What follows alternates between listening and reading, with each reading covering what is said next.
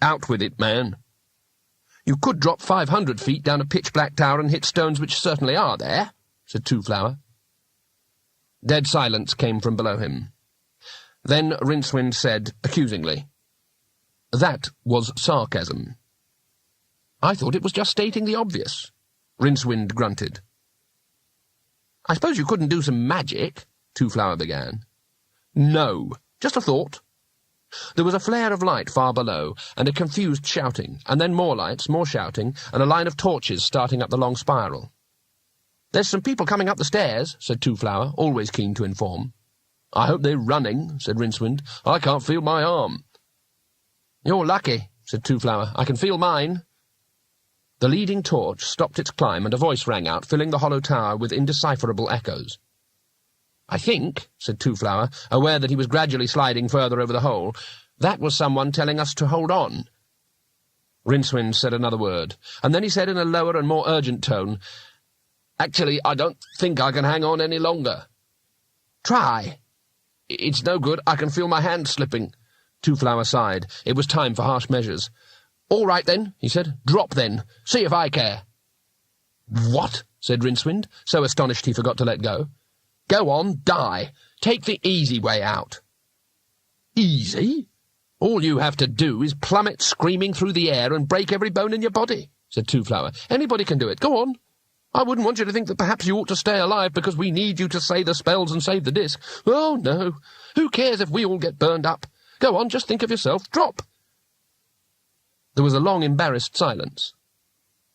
"I don't know why it is," said Rincewind, eventually, in a voice rather louder than necessary. "But ever since I met you, I seem to have spent a lot of time hanging by my fingers over certain depth. Have you noticed?" "Death," corrected Two-Flower. "Death what?" said Rincewind. "Certain death," said Two-Flower, helpfully, trying to ignore the slow but inexorable slide of his body across the flagstones. "Hanging over certain death. You don't like heights." "Heights I don't mind," said Rincewind's voice from the darkness. "Heights I can live with. It's depths that are occupying my attention at the moment. Do you know what I'm going to do when we get out of this?" "No," said Two-Flower, wedging his toes into a gap in the flagstones and trying to make himself immobile by sheer force of will. "I'm going to build a house in the flattest country I can find, and it's only going to have a ground floor, and I'm not even going to wear sandals with thick soles." The leading torch came around the last turn of the spiral, and Two-Flower looked down on the grinning face of Cohen. Behind him, still hopping awkwardly up the stones, he could make out the reassuring bulk of the luggage. "Everything all right?" said Cohen. "Can I do anything?" Rincewind took a deep breath. Two-Flower recognised the signs. Rincewind was about to say something like, "Yes, I've got this itch on the back of my neck. You couldn't scratch it, could you, on your way past?" Or, "No, I enjoy hanging over bottomless drops." And he decided he couldn't possibly face that. He spoke very quickly. "Pull Rincewind back onto the stairs," he snapped. Rincewind deflated in mid-snarl. Cohen caught him around the waist and jerked him unceremoniously onto the stones.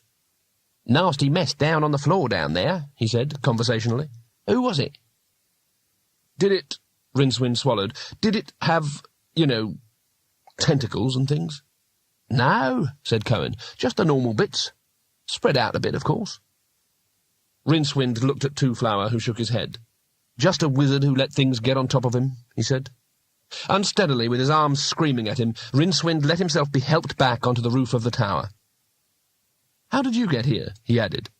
Cohen pointed to the luggage, which had trotted over to Two-Flower and opened its lid like a dog that knows it's been bad and is hoping that a quick display of affection may avert the rolled-up newspaper of authority. "Bumpy but fast," he said admiringly. "I'll tell you this, no one tries to stop you." Rincewind looked up at the sky. It was indeed full of moons, huge cratered discs now 10 times bigger than the disk's tiny satellite. He looked at them without much interest. He felt washed out and stretched well beyond breaking point, as fragile as ancient elastic. He noticed that Two-Flower was trying to set up his picture box. Cohen was looking at the 7 senior wizards. "Funny place to put statues," he said. "No one can see 'em. Mind you, I can't say they're up to much. Very poor work." Rincewind staggered across and tapped Wirt gingerly on the chest. He was solid stone. "This is it," he thought.